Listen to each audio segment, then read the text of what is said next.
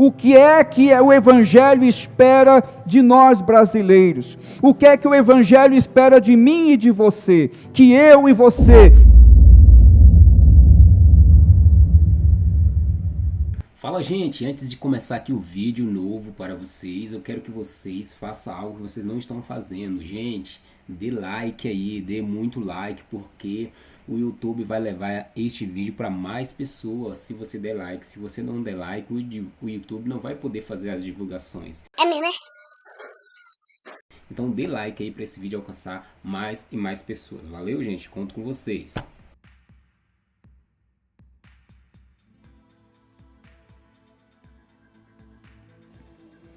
E dizia esta parábola: um certo homem tinha uma figueira plantada na sua vinha, e foi procurar nela fruto, não o achando, e disse ao vinheteiro: eis que há 3 anos venho procurar fruto nesta figueira, e não o acho.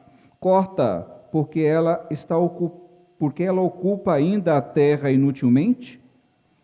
E respondendo ele, disse-lhe: Senhor, deixa este ano até que eu a escave e a esterque, e se der fruto ficará, e se não, depois a mandarás cortar. É muito bom podermos meditar na palavra do Senhor. O Evangelho de Lucas é um evangelho magnífico, um evangelho maravilhoso. Nós temos procurado estar nesse evangelho, desenvolver aquilo que o evangelista mostrou, o seu trabalho, a sua pesquisa, tudo aquilo que ele desenvolveu através da ação do Espírito Santo. Lucas é o único dos evangelistas que cita essa parábola. Você não vai encontrá-la em nenhum outro texto, essa parábola falando a respeito desse assunto.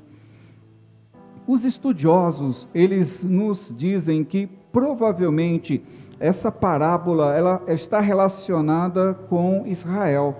A parábola falando do vinhateiro, ou seja, alguém que era um proprietário, dono de uma vinha, mas dentro dessa vinha ele tinha ali plantado uma figueira. E ele, certamente, como qualquer pessoa que fez uma plantação, espera recolher aquilo para o qual ele plantou. Então, essa parábola, ou seja, Jesus utilizava de parábolas, era uma metodologia para que ele pudesse explicar coisas que talvez as pessoas não compreendessem de uma forma direta. Então, esse modelo de aplicação da didática de Jesus tinha esse efeito. Em alguns casos, o efeito era... Ednilson, baixa para mim, por favor, o retorno aqui da frente. Isso. Aí, obrigado. Esse trabalho de Jesus de falar em público e de trazer para aquelas pessoas que ali estavam olhando para Jesus, ele tinha agricultores, pessoas que eram pescadores, comerciantes, era uma gama grande de pessoas que estavam ali ouvindo a Jesus, e ele alcançava de alguma forma os corações e a mente daquelas pessoas. Em certas situações, Jesus, ele mesmo diz que usava de parábolas para que o povo não entendesse. E em outras situações, as parábolas eram extremamente simples. Essa parábola, por exemplo, era fácil de entendimento. Qualquer um entenderia o que Jesus estava falando a respeito de um dono buscar ali naquela árvore o fruto que seria próprio da árvore. E esse exemplo, usar a figueira para falar de Israel, era algo comum.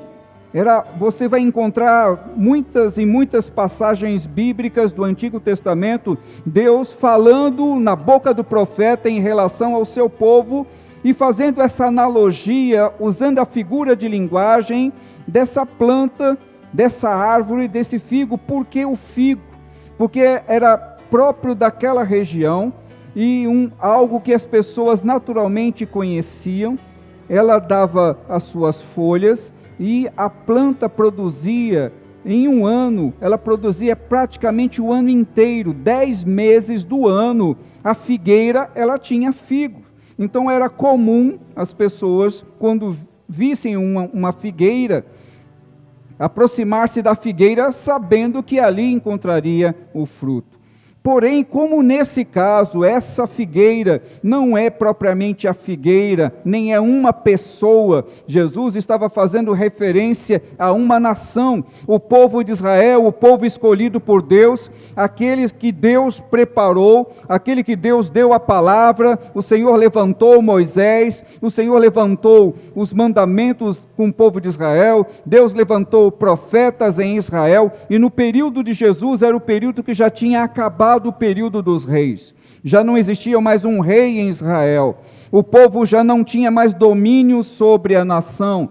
Israel estava agora sob o domínio do Império Romano. O Império Romano, o maior império que já existiu, um império extremamente poderoso, armado, um império que exercia força, que dominava o mundo antigo.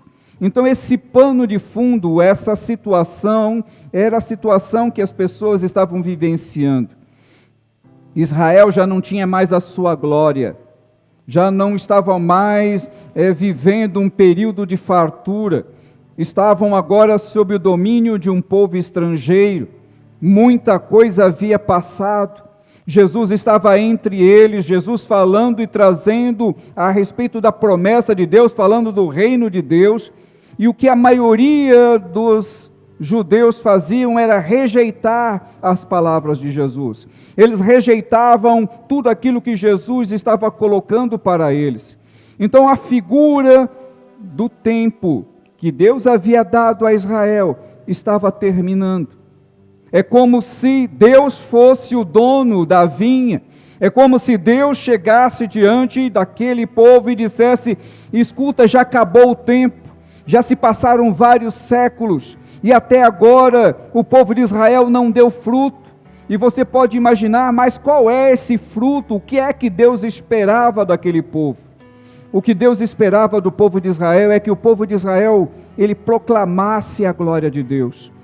Deus almejava que o povo de Israel fosse o exemplo de um povo que amava a Deus, que seguia a Deus, mas com o passar do tempo, o povo de Israel se corrompeu, o povo de Israel, ele acabou adorando a ídolos.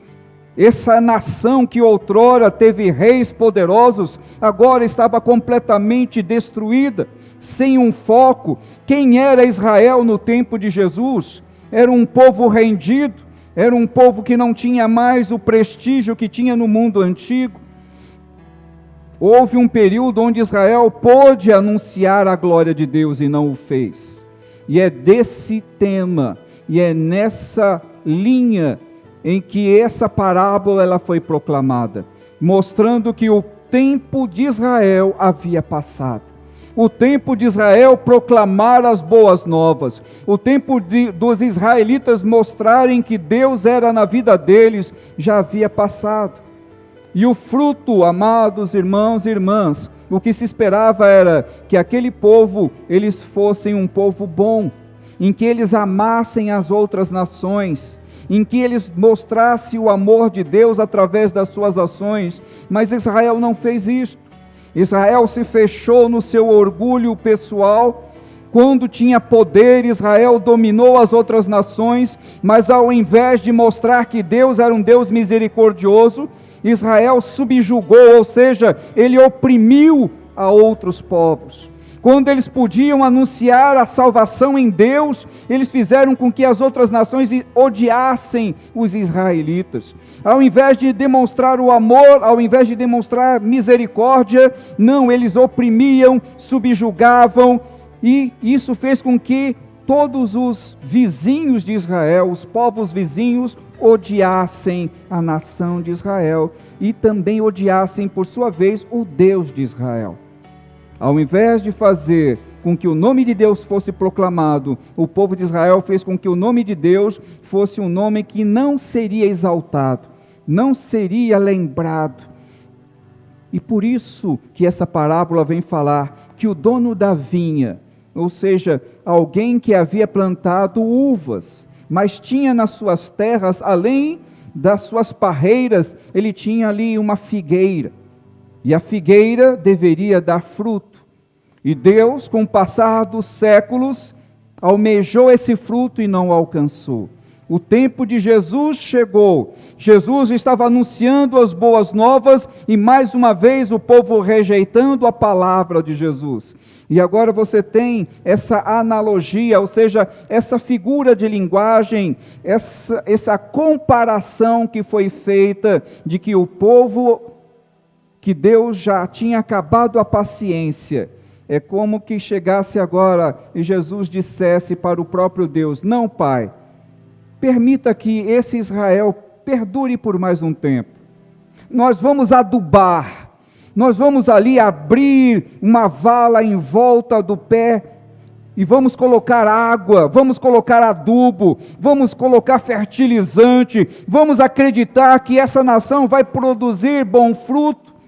E se por acaso ela não vier produzir bom fruto, aí o Senhor pode cortar. Amados irmãos, o tempo da paciência de Deus continua. Por quê? Porque Israel continua. A história fez com que Israel, com o passar dos séculos, fosse espalhado, o povo de Israel foi espalhado por várias nações. Mas em 1947, houve uma mudança no mundo depois da Segunda Grande Guerra Mundial. E com essa mudança globalizada, foi feito um acordo para que o povo judeu que foi massacrado na guerra, o povo judeu que foi oprimido de uma forma como nenhum outro povo foi.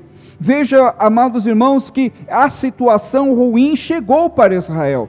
Passou séculos, mas eles não poderiam imaginar um massacre tão grande. Foram 6 milhões de judeus que foram mortos na Segunda Grande Guerra Mundial. Eles não foram mortos numa guerra, eles não foram mortos batalhando, eles foram exterminados nos campos, na Alemanha. Muitos homens e mulheres eram levados de trem de carga. Quando abria-se os trens, desciam as famílias, e ali aqueles soldados separavam os homens das mulheres e das crianças, e levavam essas mulheres para o campo de concentração. Em muitos campos de concentração na Alemanha, eles colocavam os judeus na câmara de gás, e ali as pessoas eram enganadas como se fosse tomar banho. Os alemães diziam para aquelas mulheres: olha, vocês podem tirar as suas roupas, sapatos, deixam aqui, vocês estão imundas, vocês vão tomar banho. E aqueles judeus que estavam há dias sem comer, sem tomar banho, ficavam felizes. E não sabiam eles que eles estavam se encaminhando para a câmara de gás. E ali, quando aquelas mulheres entravam para tomar banho, o que saía daqueles chuveiros era um gás mortífero. E ali morriam mulheres e crianças. E aquelas roupas que ficaram para fora, e os sapatos, os alemães recolheram. Os homens, eles eram levados para um campo de concentração para trabalhos forçados, onde não recebiam alimento. E também, quando a maioria deles ficava muito fraco, eles eram levados também para a câmara de gás. E depois que eram mortos, eles eram queimados, incinerados. Os alemães faziam covas com trator e jogavam ali os cadáveres. Eles cansaram. Os soldados não tinham mais braço para atirar na cabeça dos judeus. E quando eles cansaram de matar os judeus com bala, eles começaram a usar as câmaras de gás. Por quê? Porque era muito desgastante para um alemão olhar aquelas pessoas tombando, morrendo.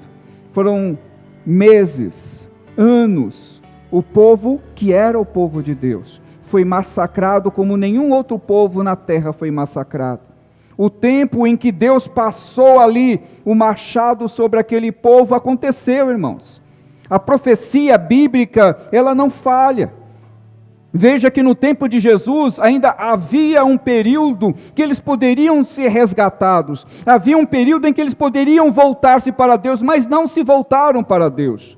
E como diz aqui no texto, permita que a gente adube mais um tempo, mas se não der fruto, o Senhor pode mandar cortar. Ainda não chegou o tempo de Israel ser cortado. Mas como eu estou citando para vocês, chegou um tempo onde Israel foi quase que eliminado da face da terra.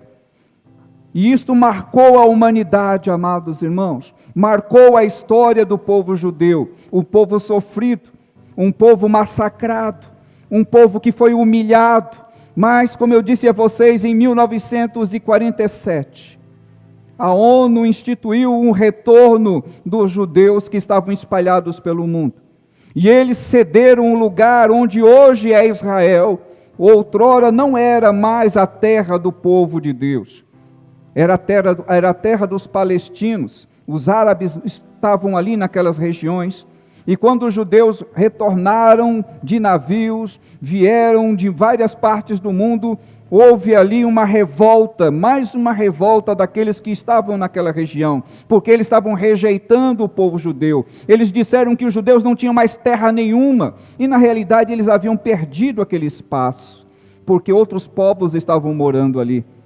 E depois disso, amados irmãos, aí houve guerras, houve a guerra dos 100 dias, houve outras guerras onde o povo judeu, agora recebendo o auxílio dos Estados Unidos, pôde vencer essas guerras. A história moderna de Israel, hoje Israel é uma nação, a área territorial é muito pequena, mas Israel tem hoje o exército mais bem treinado do mundo. Em Israel, os jovens servem o exército, não somente homens, mas mulheres. E o tempo mínimo para servir o exército em Israel são 3 anos. Aqui no Brasil, para quem não sabe, aqui nas cidades do interior tem o tiro de guerra, que é diferente das grandes cidades. Nas grandes cidades não tem tiro de guerra. Quando o jovem completa 18 anos, ele vai, alista-se no exército, na marinha ou na aeronáutica. E se ele entra, é 1 ano que no Brasil se serve o exército. Mas em Israel, nos dias atuais, são 3 anos. 3 anos. E eles são muito bem treinados. Israel, nos dias atuais, é uma nação desenvolvida. Eles têm tecnologia, eles têm indústria. Muita coisa mudou, mas ainda continuam rejeitando o Evangelho. Os israelitas não recebem Jesus, não entendem que Jesus é o Messias, ainda há uma grande rejeição. E tudo isso, queira você ou não, entenda isso ou não, é plano de Deus. Porque quando Israel entender quem é Jesus, quando Israel receber Jesus, isso será o final do processo. Então, a própria Bíblia, se você tiver a oportunidade de ler em Romanos, nós já estudamos aqui, se você vai encontrar em Romanos, o próprio Paulo falando que Deus cegou o entendimento do povo judeu. O próprio Deus não faz com que eles entendam. O próprio Deus cegou a visão deles e eles não veem o Jesus como nós vemos. Para um judeu tradicional, se você fala que Jesus é o Messias, ele fica com raiva, ele fica com ódio. Para ele, Jesus é um farsante. Para o povo judeu, Jesus não passa de mais um farsante que surgiu. Mas para o restante do mundo, Jesus é o Salvador. Para o restante do mundo, o Evangelho alcançou milhares e milhares de pessoas e ainda vai alcançar muito mais, porque é o projeto de Deus. A ação de Deus é sobrenatural. O Deus que nós servimos é o Deus que comanda o universo, é o Deus que manda nos céus e na terra, é Ele que tem todo o domínio. Então muitos não entendem como Deus age. Ele age sempre, irmãos e irmãs, segundo a vontade dEle, segundo a sabedoria dEle e os propósitos dEle. Nós temos dificuldade em entender, porque Deus não é humano, Ele trata as coisas segundo a vontade e a inteligência e sabedoria dEle. E tudo aquilo que é sabedoria de Deus, para nós é loucura, e a sabedoria humana é loucura para Deus, porque o que o homem pensa, o que o homem faz, não faz sentido para Deus, e vice-versa. É por isso que a Bíblia é tão difícil para algumas pessoas entenderem. É por isso que o Evangelho, quando entra em algum lugar, ele encontra barreiras. Porque a primeira barreira que o Evangelho encontra é porque Jesus é o Senhor. E aqueles que entregam a vida para Cristo, entendem que só tem obrigação para com Jesus. Entendem que por mais que os governos se levantem, por mais que a política em alguns países seja importante, quando uma pessoa é convertida, ele entende que ele tem obediência, e a atenção total da sua vida é única e exclusivamente para adorar a Deus e servir a Jesus Cristo. É por isso que o Evangelho é tão discriminado em alguns países como a Coreia do Norte. Na Coreia do Norte é proibido se evangelizar. Na Coreia do Norte é proibido falar de Cristo. Na China também, o tipo de governo comunista, ele impede o cristianismo. Porque para alguns países, o cristianismo e a forma dos cristãos serem, é como que fosse uma ofensa para a maioria deles. Então, vocês percebam, amados irmãos, que por mais que nós estejamos no século 21, nós tenhamos tecnologia, alguns desses países é fechado. Por incrível que pareça, se você pesquisar na China, que é o país mais populoso do mundo, não tem YouTube na China. Não tem Google na China. Mas como assim? A China produz celular para o mundo inteiro, a China tem acesso à internet de alta velocidade, mas não tem Google, não. Não tem YouTube, não. Quando acontecer do Ednilson colocar essa pregação no YouTube, nenhum chinês vai ver. Nenhum chinês. As pregações que são feitas e espalhadas pelo mundo não entram na China. Na Coreia do Norte, eles têm uma intranet, não tem nem internet, é intranet. Se alguém pesquisar entre os coreanos, norte-coreanos, e perguntar se eles sabem o que é Facebook, eles não sabem o que é Facebook, eles não sabem o que é YouTube, eles não conhecem nada disso. Nós estamos no século 21, a televisão nesses países é fechada. A TV só passa programa do governo. Eles não têm liberdade de expressão, não podem se comunicar. E eu estou falando do Oriente, da Ásia propriamente, mas se nós formos para o Oriente Médio, em alguns países também é fechado.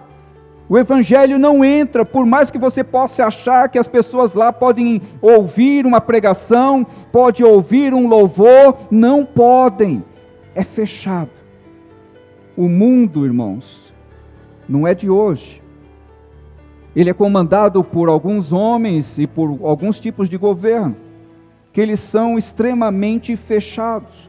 O que se entende? Por que o Evangelho ele é tão profundo? Porque o Evangelho ele muda a vida da pessoa.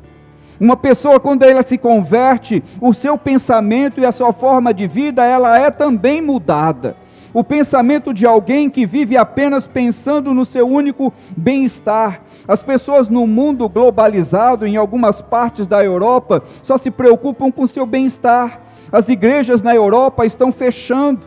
Em alguns lugares onde já foi o berço do Evangelho, hoje estão fechados. Por quê? Porque se tornaram ricos. Alguns países europeus, ninguém fala de Evangelho, não quer saber de cristianismo, porque eles não precisam de Evangelho. Eles têm tudo. Tem saúde, tem educação. Em outra parte do mundo, onde é pobreza extrema, não chega o Evangelho, por quê? Porque as pessoas não chegam até lá. Quando vai algum missionário, ele não pode entrar nesses países como missionário, é proibido. Ninguém recebe visto de entrada como missionário nesses países. Como é que o Evangelho entra lá? Se um cristão convertido, ele é médico, se um cristão convertido, ele trabalha na área da saúde, ou é engenheiro, ou trabalha no esporte, ele pode entrar nesses países como professor, como engenheiro, como médico, mas sendo ele cristão, ele vai entrar como médico, mas ele vai começar aos poucos a falar do Evangelho. As estratégias, elas são da parte do Senhor, porque por mais que se levante muros, por mais que se levante barreiras, o Deus que eu sirvo, o Deus que você serve, não existem barreiras, não existem muros, não existem homem, não existe governo que impeça o agir de Deus. Por mais que alguém duvide, o Deus que nós servimos é o Deus que não tem barreira alguma. Então, o que Deus espera, amados irmãos, é que se levante no meio da igreja, tanto na igreja brasileira quanto a igreja espalhada pelo mundo, homens e mulheres, que deem fruto.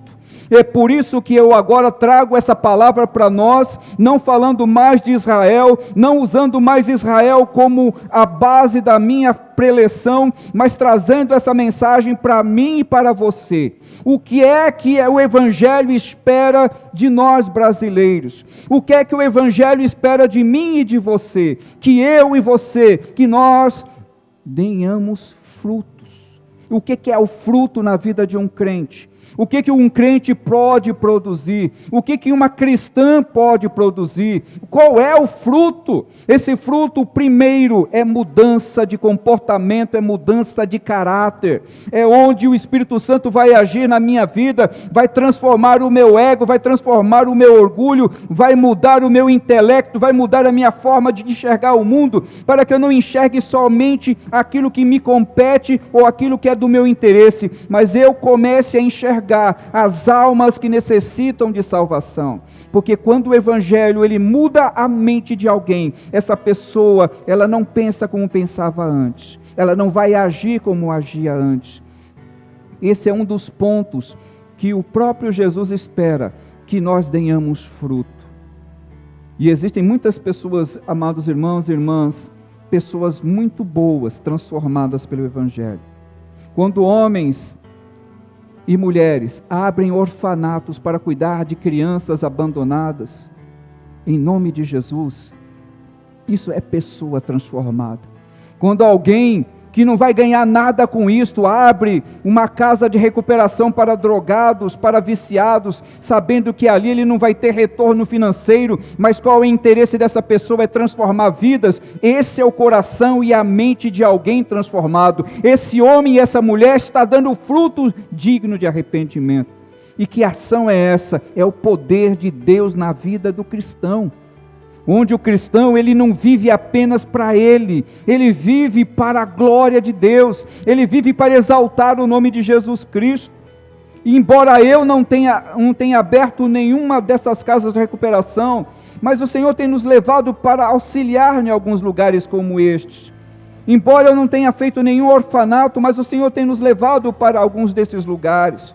E se você não pode, mas você pode abençoar esses lugares, então é Deus mudando a tua vida. Mas quando nós não temos preocupação com nada, a não ser a nossa própria família e o nosso próprio bem-estar, irmãos, nós não estamos produzindo frutos dignos de arrependimento. O mundo faz isto, as pessoas normalmente cuidam das suas vidas. E que diferença tem um cristão das pessoas que cuidam da sua vida? Normalmente, diferença nenhuma. Diferença alguma. Como é que o Senhor vai diferenciar aqueles que são seus daqueles que não são? Pelo fruto, irmão. É pelo fruto conhecereis. Como é que vai ser conhecido? Você e eu vamos ser conhecidos por aquilo que você faz, por aquilo que você pratica, por aquilo que você diz. É por isto. Porque muitas pessoas podem fazer uso do Evangelho, podem falar melhor do que eu, podem fazer muitas coisas, mas o foco pode ser diferente. O interesse não pode ser, às vezes não é um interesse voltado para as almas. Muitos criam estabelecimentos religiosos pensando apenas no seu próprio bem-estar. E isso é comum no Brasil. Pessoas abrirem denominações como se fosse uma franquia. E vai abrindo uma e mais outra com o intuito de se tornarem milionários, e isso tem acontecido no nosso país e em várias partes do mundo. Muitos desses vão chegar diante do Senhor e vão falar: Senhor, em Teu nome nós fizemos tais e tais coisas, em Teu nome nós fizemos milagres, em Teu nome, e Jesus dirá: apartai de mim, maldito, para o fogo eterno que eu não vos conheço. Mas Senhor, como assim? Sabe por quê, amado irmão e irmã? A palavra ela vem para nós e vai continuar, porque Deus nos ama. Ele quer que eu e você sejamos diferentes do mundo. Mesmo as pessoas no mundo, algumas delas, elas têm boa vontade. Algumas instituições não são fundadas por evangélicos. Aliás, os evangélicos são os que menos fazem. Vocês vão encontrar os espíritas, a grande maioria das casas de recuperação são espíritas. Grande parte dos hospitais filantrópicos são católicos. A maioria das escolas e orfanatos são católicos. Você tem pouquíssimo evangélico brasileiro fazendo alguma coisa. O povo brasileiro é muito bom para falar, mas é ruim para agir. Muitos dizem que não tem tempo, é a coisa que mais se ouve. Eu não tenho tempo. Não dá. E eu pergunto, irmãos, quem é dono do tempo? Sou eu? É você? O que a própria Bíblia diz a respeito disso?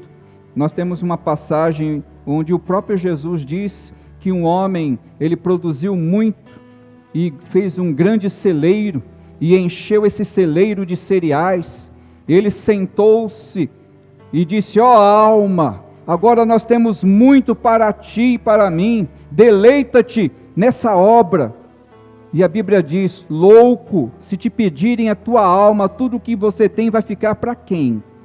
Se nós, amados irmãos, resolvermos criar um império aqui nessa terra, se o objetivo da minha e da tua vida é apenas ganhar dinheiro ou fazer alguma coisa material, se eu só tenho essa intenção de estar na casa de Deus pensando em receber algum bem da parte de Deus, eu vou ser o mais miserável dos homens, porque essa não deve ser o foco da vida de um crente, pensar apenas em ganhar, mas a Bíblia diz que mais bem-aventurado é dar do que receber. Então eu e você devemos ter um foco não apenas em receber, mas em doar o seu tempo, doar o seu dinheiro, doar aquilo que Deus tem dado para você.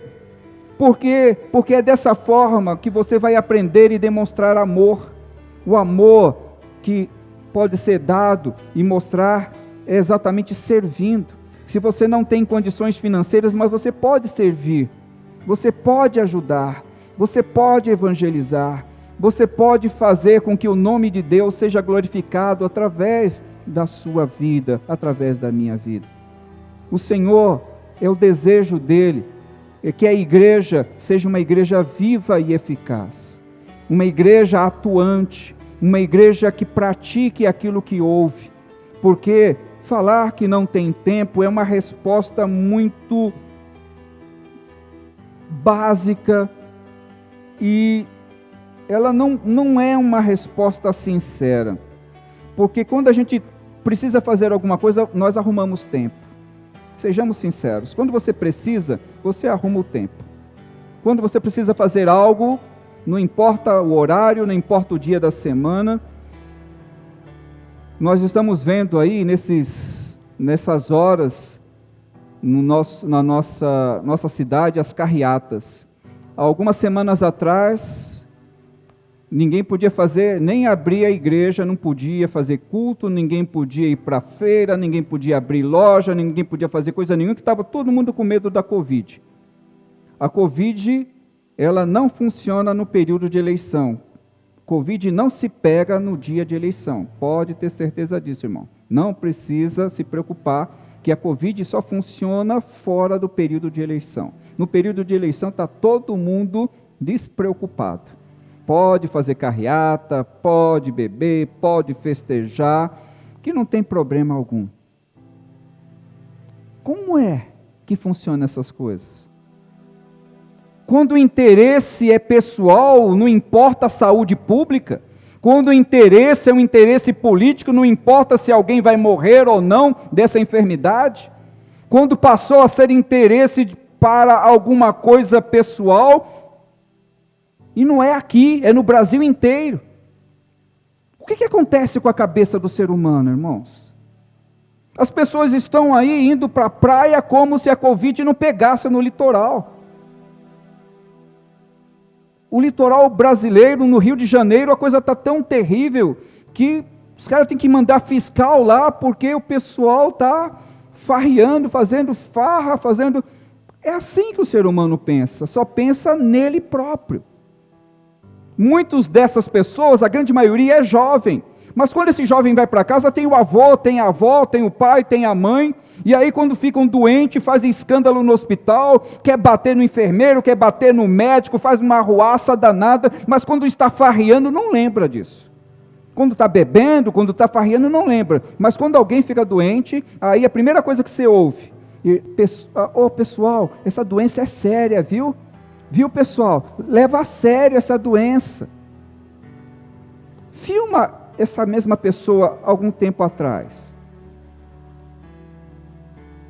Infelizmente, alguns que se guardam em casa, se protegem, o abençoado vem da rua e traz a doença para o coitado que estava lá, se resguardando, não sai de casa nem no portão. Mas não precisa. A Covid pode alcançá-lo. O que eu estou falando para vocês não é novidade. O que pode ser novidade na minha e na tua vida é a mudança de comportamento. Pensar no outro. Pensar não somente em nós. Entenda que o Evangelho é isto. O Evangelho é trazer resposta para a humanidade. É ser diferente do que o mundo prega, do que o mundo ensina. Se a minha vida e a tua vida não for exemplo para ninguém, nós não estamos sendo cristãos. Apenas somos mais um religioso cumprindo um ato religioso. Não que a religião em si seja ruim, mas tornar-se religioso apenas cumprindo uma tabela, frequentando uma igreja, entrando e saindo no piloto automático, tanto faz como tanto fez. Isso não muda, irmãos. Isso não é ser cristão, isso não é honrar o nome de Cristo. Nós não fomos chamados para mais uma religião para encher uma igreja. Você e eu fomos chamados para mudar o mundo. É para isso que você foi chamado. Mas se nós não encararmos a responsabilidade e acharmos que por sermos apenas cristãos, realizamos um ato religioso no final de semana, está tudo bem. Isso é um ledo engano, não é assim que funciona. Não é assim. Aqueles que Jesus alcançou, eles mudaram o mundo. Quando Pedro se converteu, a vida de Pedro mudou. Quando Paulo se converteu, a vida de Paulo mudou. Quando a vida dos homens, que vocês olharem aí, os grandes heróis da Bíblia, a vida deles mudaram e de quem eles alcançaram também mudou. Irmãos, é isso que é dar fruto. Dar fruto é mudança.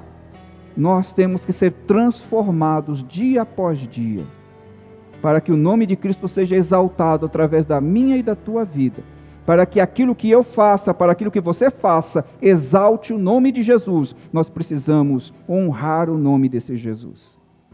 E nós só vamos honrar, não é da boca para fora, é com atitudes. Que as nossas atitudes, elas honrem o nome do Senhor. Em que a minha fala não seja igual à fala de todo mundo. Eu não tenho tempo, sou muito ocupado. Aliás, Jesus só chamou pessoas ocupadas.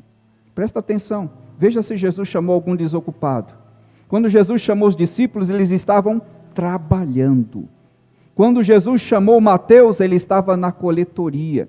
Quando Jesus chamou Pedro, Pedro estava puxando as redes. Jesus não chamou nenhum desocupado, porque desocupado não serve para o reino. Só serve pessoa ocupada. Então, quanto mais ocupado você for, melhor, porque aí você vai saber usar melhor o seu tempo para a glória de Deus. Então, essa desculpa de que não tenho tempo, irmãos, não serve.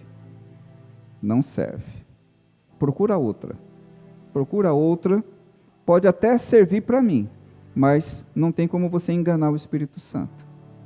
Ah, não dá para eu fazer. Você pode falar e eu vou acreditar, mas o Espírito Santo sabe se você pode ou não pode fazer. Ah, eu não tenho capacidade. O Espírito Santo sabe se você tem ou não tem. Vocês estão entendendo com quem vocês estão lidando? Não é com o pastor, vocês estão lidando com o Espírito Santo. Vocês podem enganar o pastor, podem enganar quem quer que seja, eu também. Mas ninguém engana o Espírito Santo. Se você pode e não faz, está sendo negligente. Se você tem oportunidade de falar e não fala, você está sendo omisso. Se você tem oportunidade de servir e não serve, você está sendo inútil. É assim. E sabe o que a Bíblia diz que faz com o inútil? Ele corta e joga no fogo. É isso que o texto diz. Então todos aqueles, irmãos, que desejam ser úteis, se coloquem na disposição do Senhor. Não fuja da responsabilidade. Não fuja daquilo que Deus tem colocado na tua mão. Não faça vistas grossas como se você não estivesse ouvindo, porque o Espírito Santo conhece muito bem a sinceridade do coração de cada um de nós. E Ele sabe perfeitamente o que é possível eu e você fazer. Então não tem como escapar do Senhor. Aliás, se é essa a nossa intenção, não esqueça. Tá? Eu quero estar cativo ao meu Senhor. Eu quero estar com a minha mente cativa à vontade dEle. Eu quero que a minha vida e os meus dias sejam para a glória dEle. Que o melhor que eu tenho da saúde que Deus me deu, que seja gasta para a glória do meu Senhor. Esse é o objetivo da igreja. Amém? Você pode orar comigo? Você pode confessar diante do Senhor? Não precisa confessar alto não, só conversa com Deus. Quais foram as oportunidades que Ele te deu e você disse que não tinha tempo? Quais foram as vezes que Ele colocou situação na tua vida que você disse, isso não é para mim não. Deixa outro fazer. Senhor, maravilhoso Deus, nós nos apresentamos diante de Ti, soberano Pai, depois de ter ouvido a Tua palavra e saber da seriedade que é o Evangelho. Nós servimos a um Deus que não brinca, a um Deus que não faz as coisas só por fazer, a um Deus que tem propósito, a um Deus que entregou o Seu Filho para que nós sejamos diferentes. Pai, Tu acreditas na humanidade, por isso o Senhor ainda acredita e nos permite ouvirmos a Tua palavra. O Senhor sabe que nós temos jeito ainda, por isso que o Senhor ainda não desistiu de nós.